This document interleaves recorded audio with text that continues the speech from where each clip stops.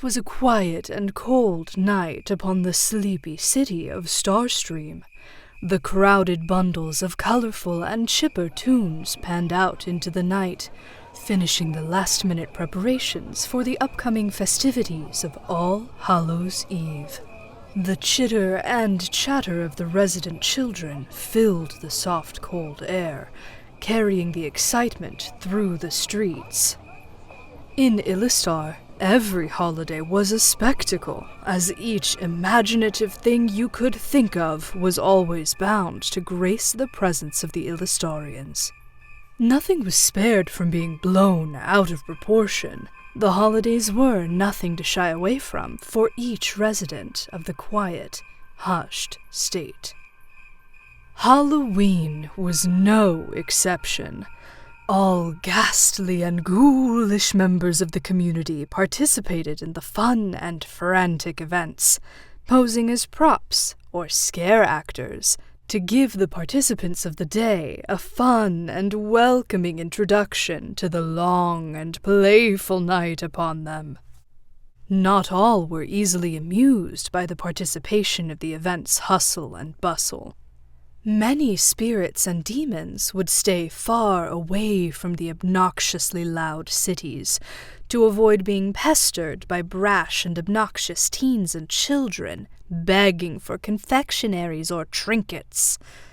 Most say that the ghouls residing in Silvercrest Forest hated each and every Halloween night, as the forest held incredibly sentimental and important relics of the state's history, as well as hosting artifacts of the state's founders, which the future generations did not care to respect in the slightest. Many old and bitter undead souls did not wish to be disturbed, all for a prank on the current residents. They truly hated it. The disrespect was immeasurable to them.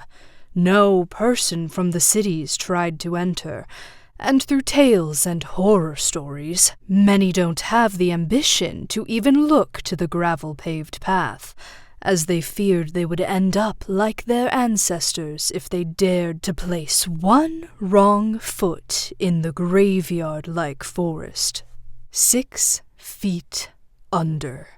On this particular night, the two Vanille Whippet brothers, Minty and Vinny, were spending the night sitting on the couch of Minty's warm cabin home, relaxing and watching a horror movie in a pitch-black room, to bring forth the anticipation and enthusiasm for the upcoming holiday.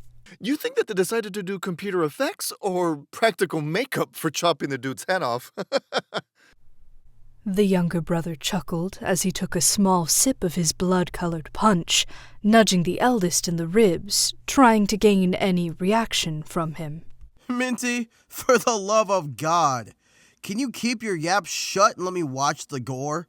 You're the one who fucking decided to pick the lamest out of the slasher classics, and I am not willing to hear you drone through it.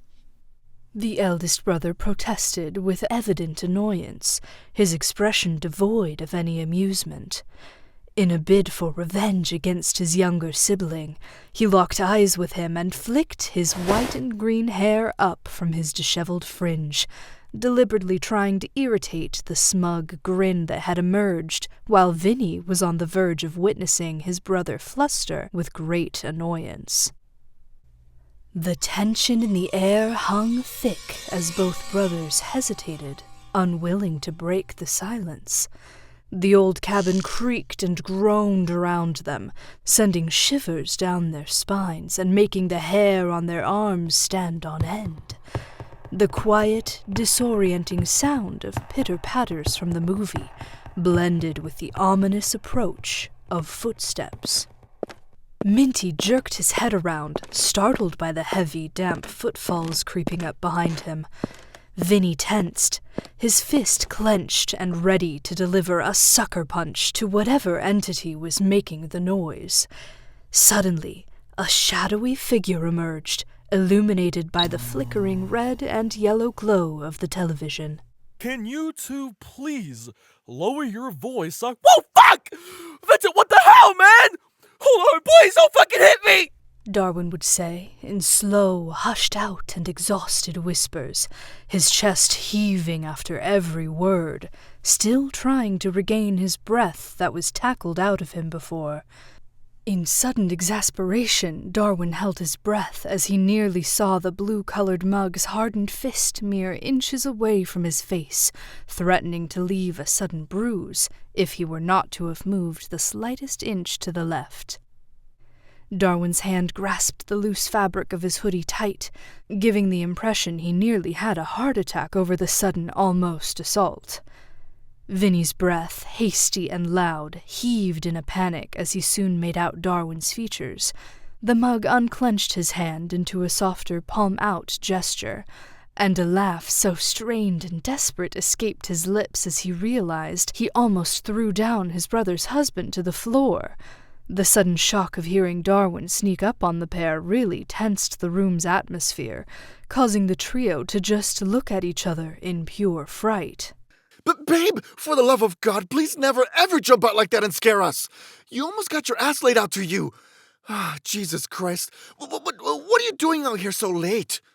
The mint-colored mug's hands trembled as he gazed at the love of his life, who was shivering and whimpering softly under his breath.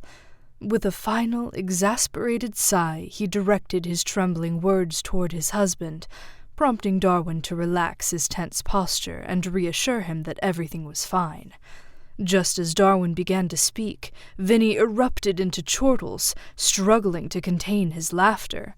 The sudden shift in atmosphere caused both men to burst into boisterous laughter, but before they could catch their breath, a surge of force knocked Darwin to the ground in a rough fall. The trio, caught in a fit of screaming and laughter, hurled playful insults at one another, their voices echoing through the halls and filling the air with loud, disruptive sounds. The cheerful banter masked the gory splashes of the movie still playing behind them. As the brothers clung to each other, they hoisted Darwin from the floor, with Minty wrapping his husband tightly in an embrace so warm and loving that Darwin nearly forgot the surprise tackle Vinny had delivered just moments before. Fucking Christ, you two! I'm really sorry for scaring you like that without any warning, but I needed to ask you to keep the noise down a bit. The kids are sleeping and you're both screaming like someone got murdered. Darwin would say, in slow, hushed-out and exhausted whispers, his chest heaving after every word, still trying to regain his breath that was tackled out of him before. Minty locked eyes with his husband, chuckling under his breath as they eased into their embrace.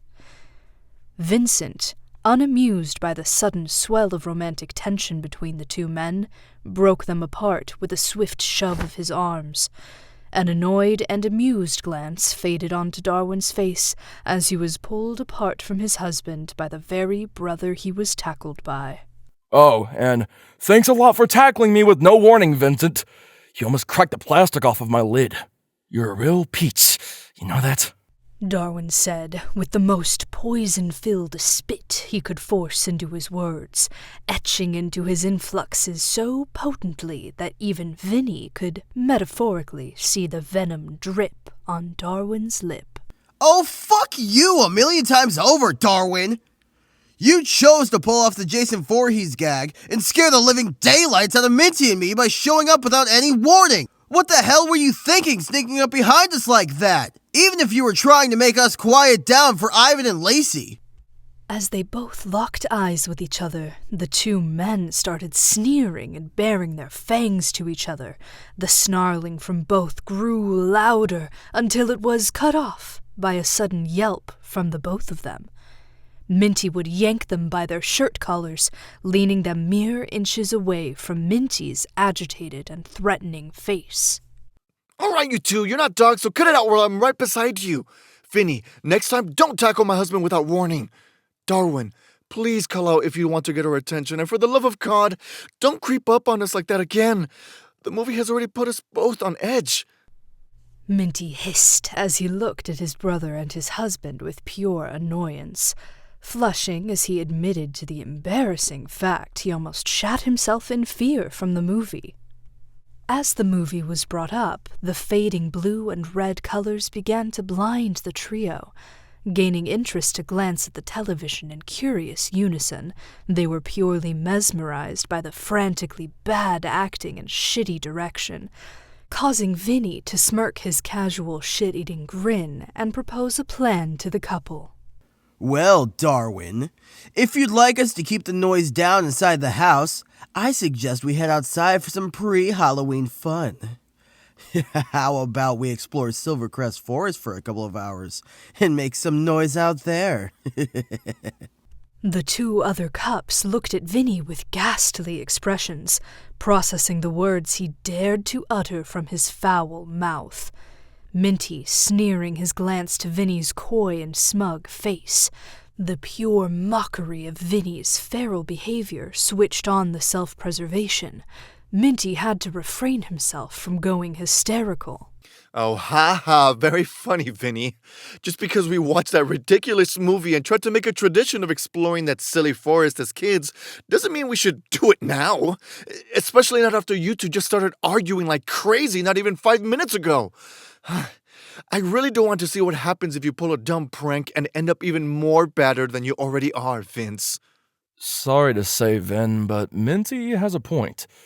Once again, do you really want to venture into the most haunted forest in the city right after I accidentally terrified you two?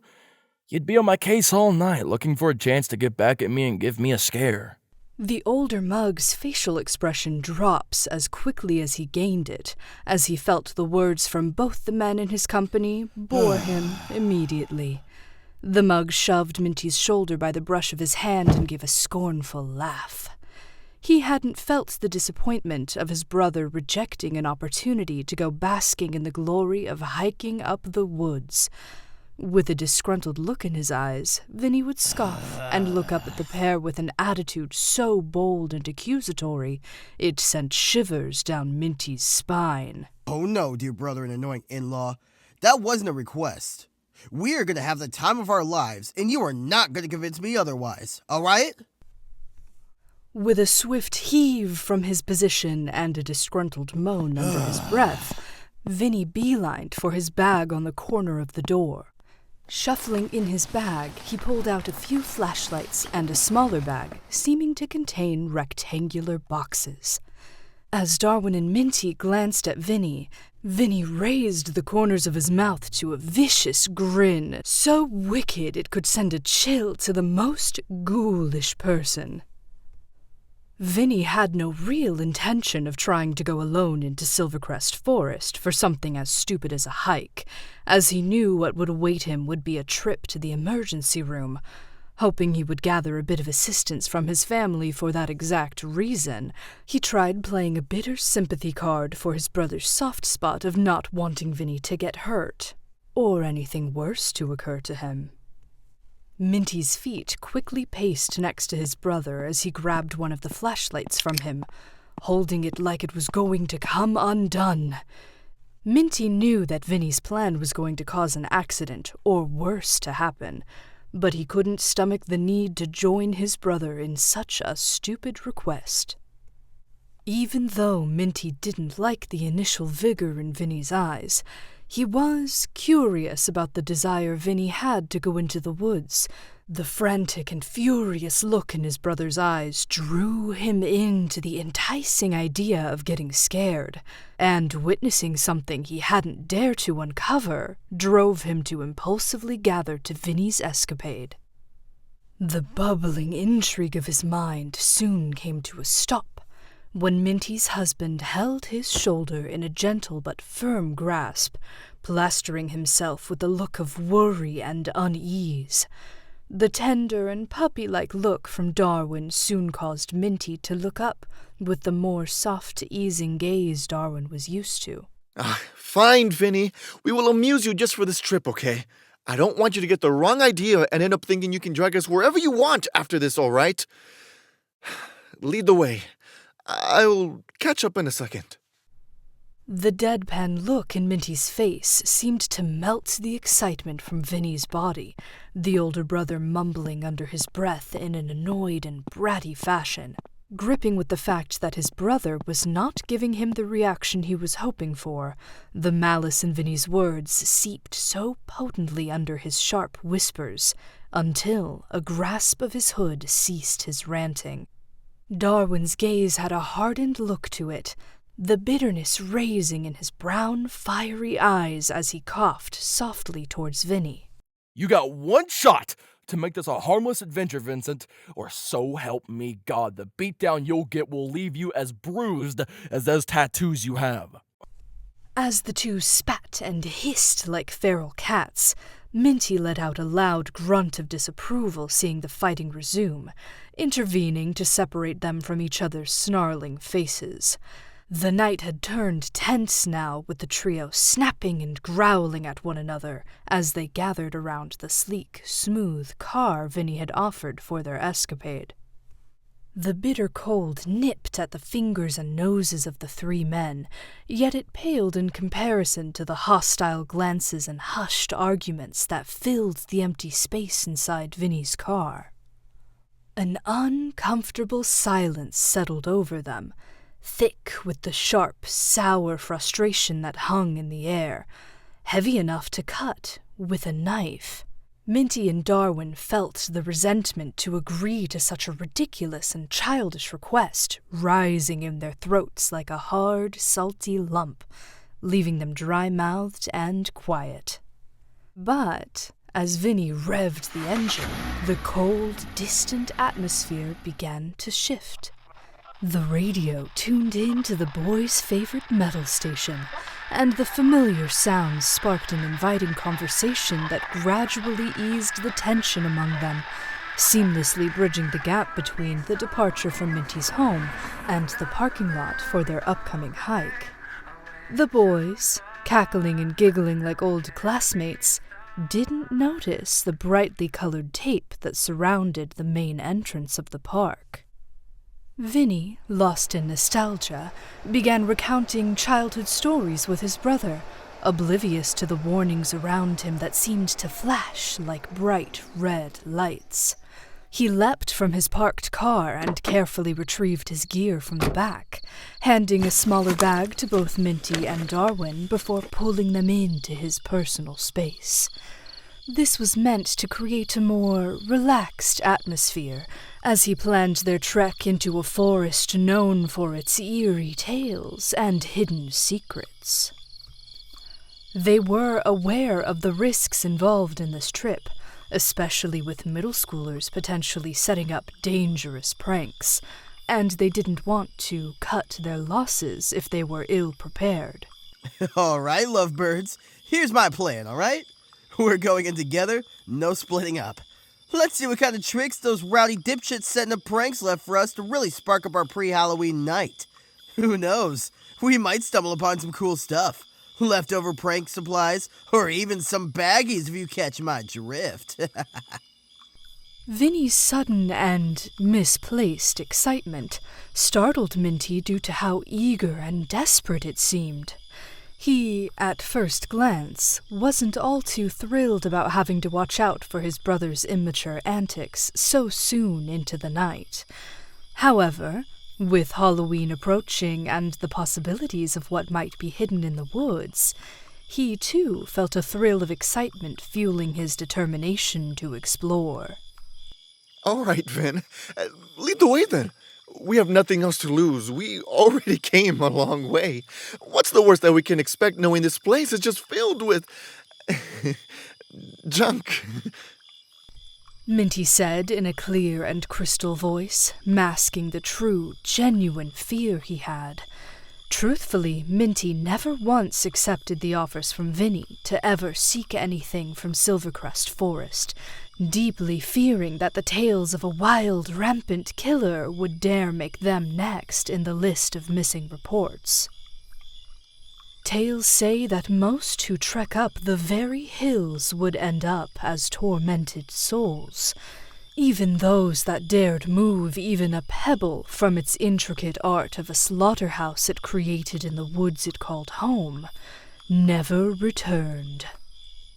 The spirits and wandering souls, still festering with anger and rage from the countless forgotten memories that haunted their graves, were recognized by many as nothing but angry ghosts. But the entity was not a benevolent spirit. It was categorized as a demon of sorts. Perturbed by the thought of said demon, Minty clutched tight to Darwin, who stayed quiet the entire time, seeking solace in his familiar comfort and warmth. As Minty, Darwin, and Vinny began to make their way into the shadowy woods, ignoring the taped-up main entrance, they concluded to use a road more sparse out from any public footpath. They felt the change immediately as the air grew thick with the musky scent of damp earth and decaying leaves. They could feel the atmosphere shift as the lights from their flashlights could only illuminate the nearest path to them, as if the very forest were holding its breath and light away from them. The trees loomed overhead like ancient sentinels, their gnarled branches twisting into grotesque shapes that clawed at the charcoal sky, casting elongated shadows that danced ominously around their feet. The dim light filtered through the dense canopy, creating a patchwork of shifting patterns on the forest floor, where roots snaked out like skeletal fingers ready to trip the unwary. Oh my god, it's so dark here. How can y'all even see a thing? These damn branches make it impossible to see. Minty, baby, you good up there? Darwin spoke, breaking the tense and harsh conditions of the looming darkness, bringing in warmth to Minty, who was frankly shivering in his own skin, fearing the dreaded sound of any sudden and loud noise approaching him. Yeah, babe, I'm alright. It's just so hard to breathe in here, too. My throat feels clogged like a thin film is coating it. Y'all are a bunch of babies for this, you know that? It's just some woods filled with ghosts. You're near crapping your pants and some little animals making noises. Y'all are a bunch of babies for this, you know that? It's just some woods filled with ghosts. You're near shitting your pants and some little animals making noises.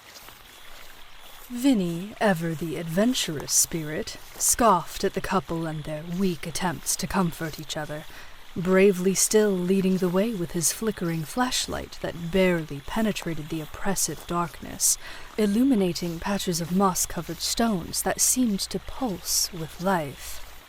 The tense, dark gloom casting over their heads, the buzzing of bugs mingled with the vibrant hum of the flashlights they held with a grip so fierce they sensed the plastic would crack and split. Darwin, cautious and skeptical of the sudden rise of animals chirping and howling so close to his ear, hung back a few steps, his eyes darting nervously to every rustle in the underbrush. The deeper they ventured, the more the chatter faded, replaced by the creaking of the river, flushing to a near eerie stop, and the distant call of unseen and unfamiliar creatures that echoed through the trees.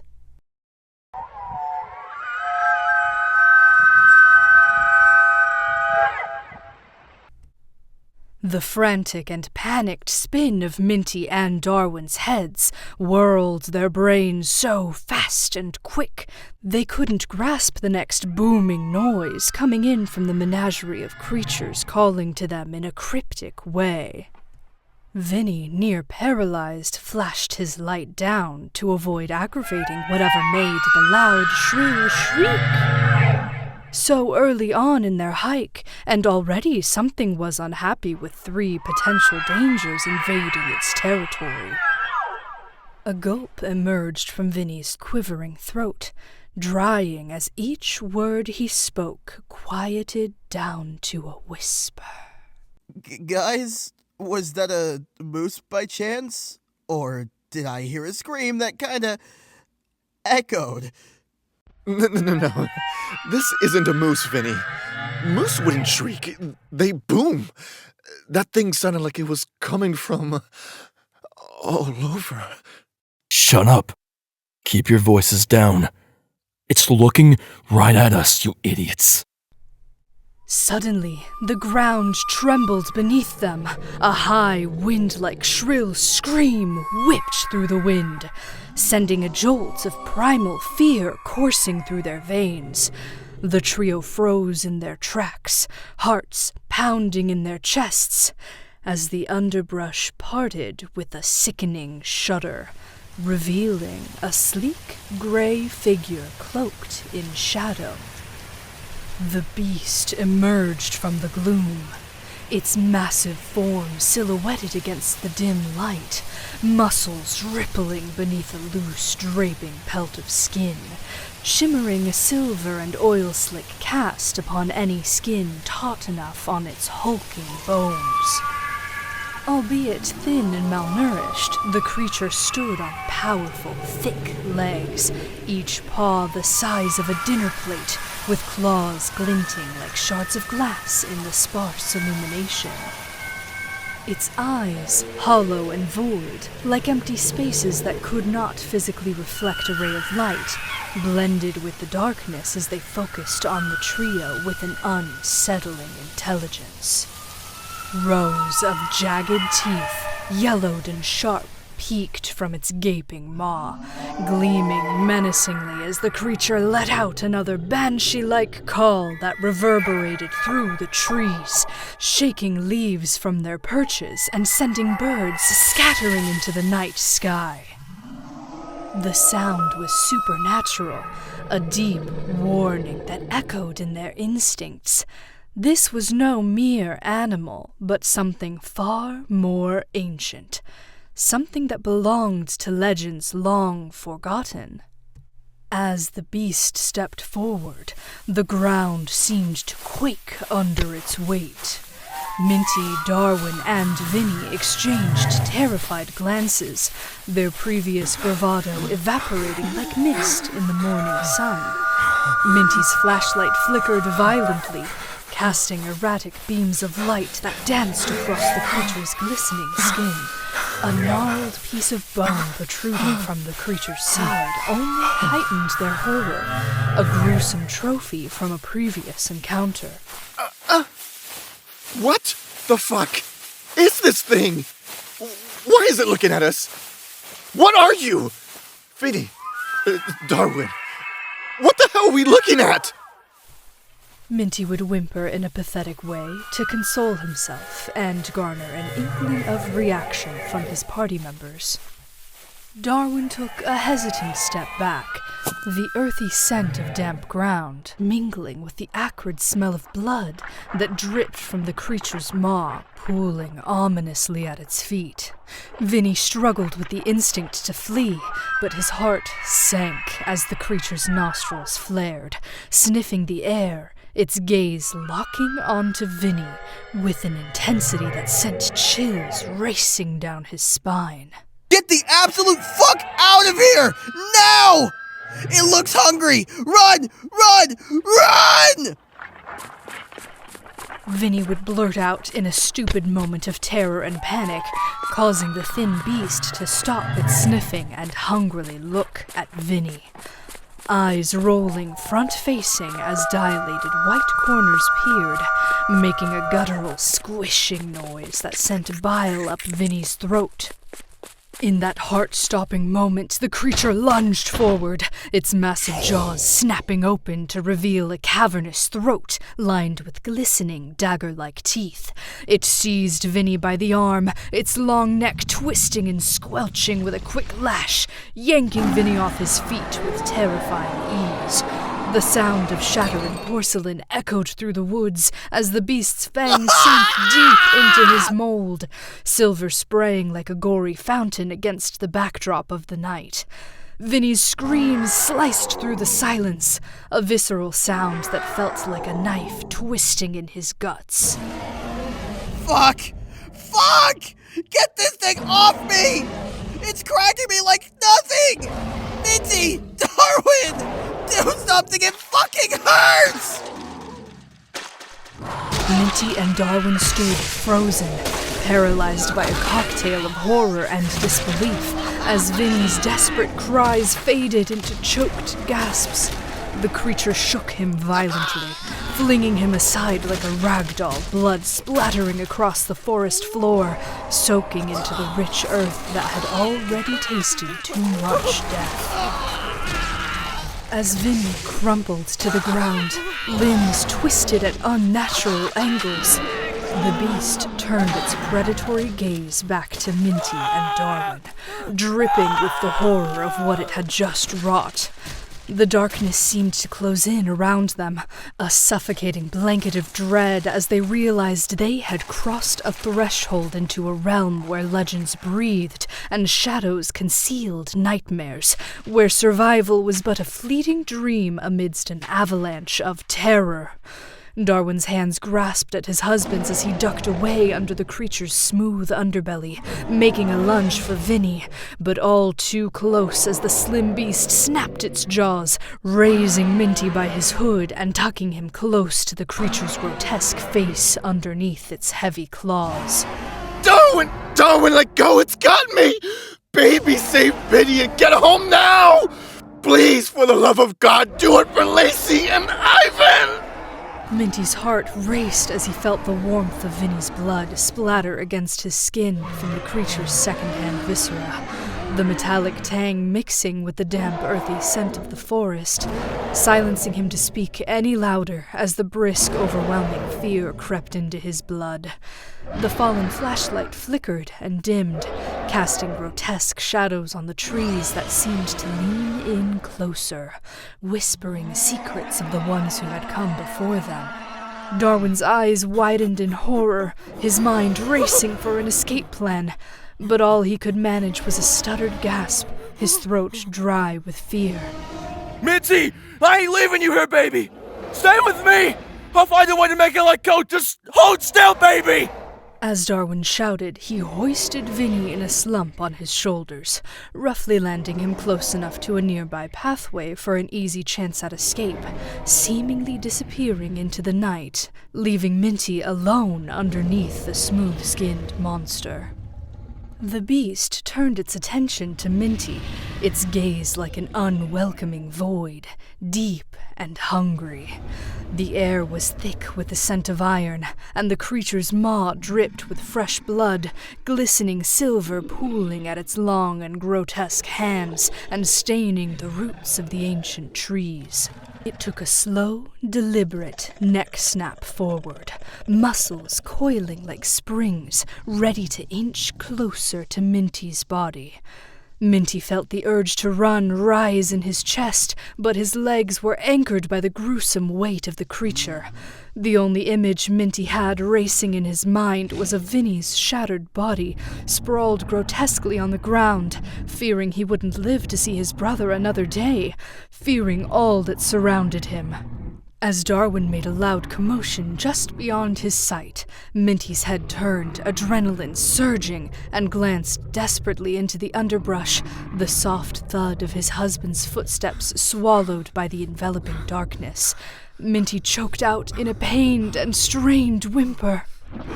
Babe, for the love of God, don't play a hero! Just go! Fuck me, shit! Oh my God, it's digging in my side!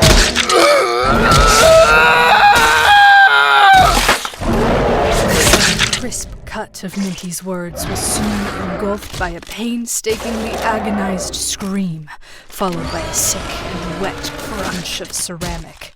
Sharp and jagged teeth had ripped into Minty's body as the beast was making its best attempt to silence Minty in that moment. The bitter metallic gold blood seemed to sway the beast away from Minty's side for a moment, letting Minty gather the painstakingly hard breaths, inhaling sharp stabs, increasing the pain.